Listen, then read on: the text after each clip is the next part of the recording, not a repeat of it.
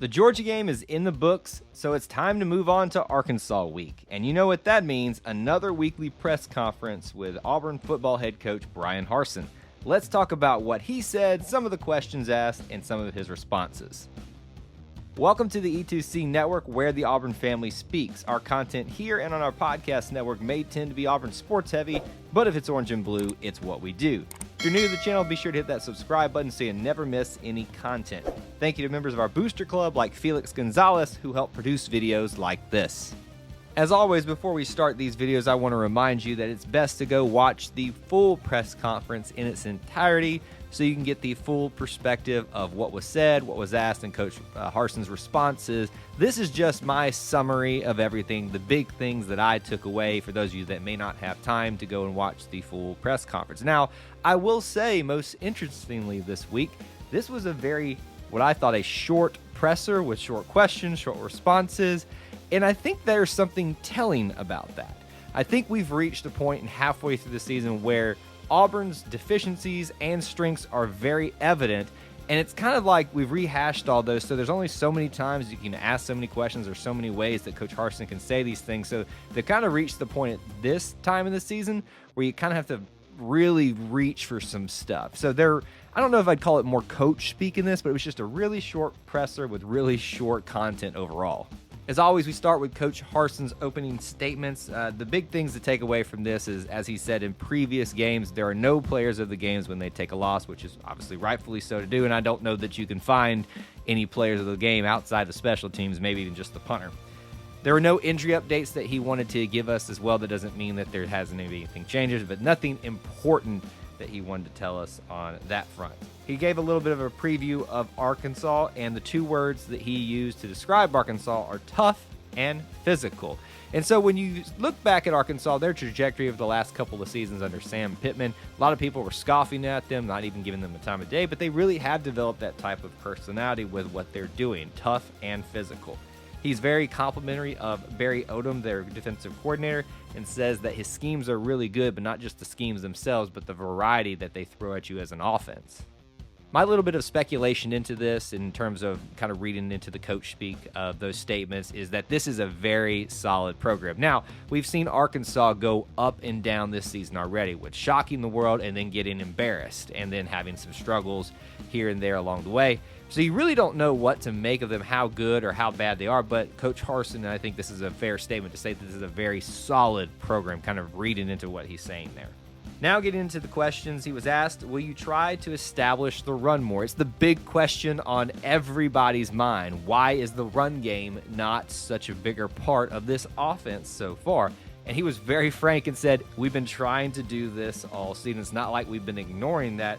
He stresses the need for the offense overall to do their part in this game. And it's not just an offensive line issue. It's not just a quarterback or running back. So tight ends, it's wide receivers, all part of that will help create a more prominent and more successful running game. So nothing really that he expounded on that in terms of trying to establish more, that they've been trying to do it. It just hasn't happened yet this season. He get asked a lot of questions about some players that we haven't had a lot of opportunities to talk about, and one of those was Landon King.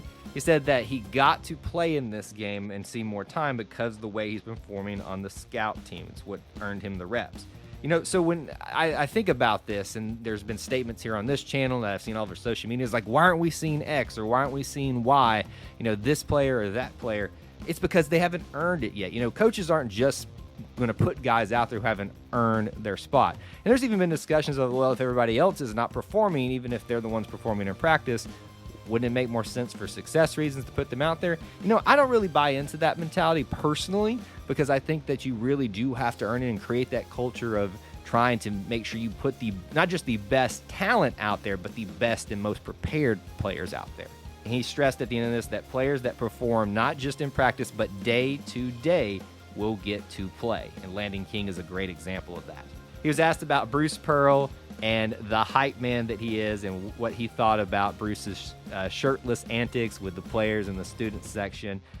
He did say that he appreciates Coach Pearl, but not just him, but all of the head coaches and their staffs, and how everybody here at Auburn works together to not just recruit for their particular program, but for each other, because they're all selling the same thing. Auburn, yeah, you might be selling a different sport, in a different, type of lifestyle, because, it's different for football players as it's different for equestrian athletes. It really does take a village to raise a child. That's the old saying. Now, he was asked specifically about whether or not he would return the favor and going shirtless. He even said, I'm not going to answer that part of it. I don't think that we're going to get the similar antics that we get from Bruce Pearl from Coach Harson. Doesn't seem like his style, and it kind of seemed like it bothered him just a little bit. I found that part of the press conference a little bit funny. He was asked further about the run game and how to run the football better. His frank answer here, stop losing early and getting behind. The identity they want is to be a downhill run team, so it's not something that they think that they've reached at this point, which is clearly evident if you look at the stats and the results on the field. He thinks throws are necessary to give you a rhythm to establish the running game. So, and I may be reading into this a little bit, but that's a complete reversal of what Coach Malzahn's philosophy was. He wanted the run to establish the throw. And I think that's what Auburn fans are going to have to get used to, that the throw is meant to establish the run at this point. He also admitted that he thinks the game results have skewed the balance of run versus pass and what they've actually wanted to do because of the situations, because of being behind early. They've had to throw the ball more. And that's a fair statement to say. I think it has been skewed because of the circumstances they have put themselves in by themselves or what their opponents have thrown at them. But at some point, we've got to establish the run and do a little bit more. Just my personal opinion. Talking more about some specific players, he was asked about J.J. Pegues seeing some time on the offense again.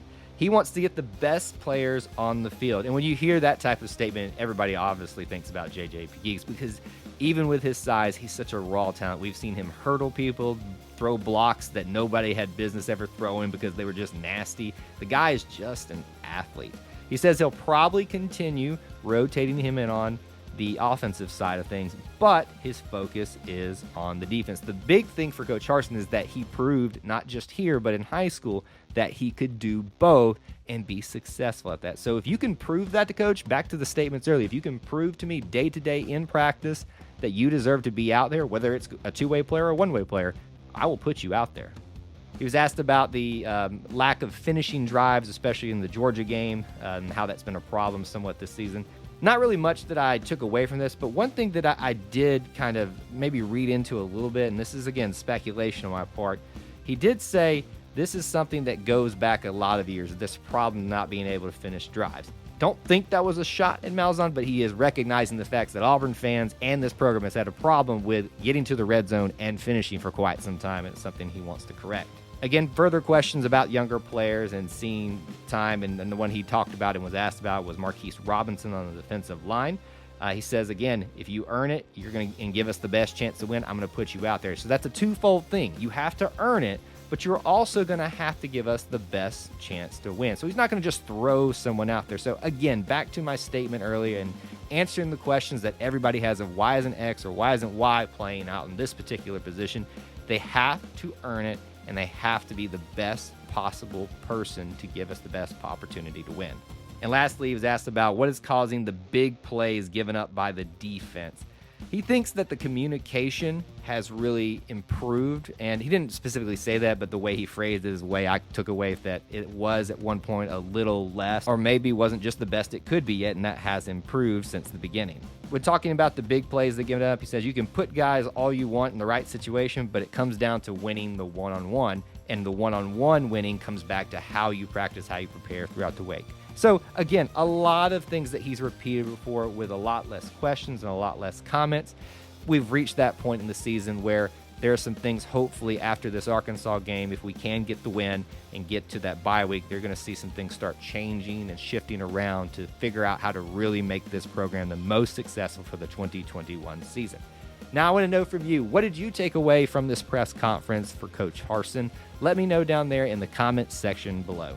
If you enjoyed this type of content, please help support it by smashing that like button. And if you want more content from us, be sure to hit that subscribe along with the notification bell so you never miss an upload or live stream. There's other ways to help support our content, such as being a Booster Club member or even a channel member. You can check out the links in the description if you want more information on that. Thank you for tuning into the E2C Network, where the Auburn family speaks. War Eagle.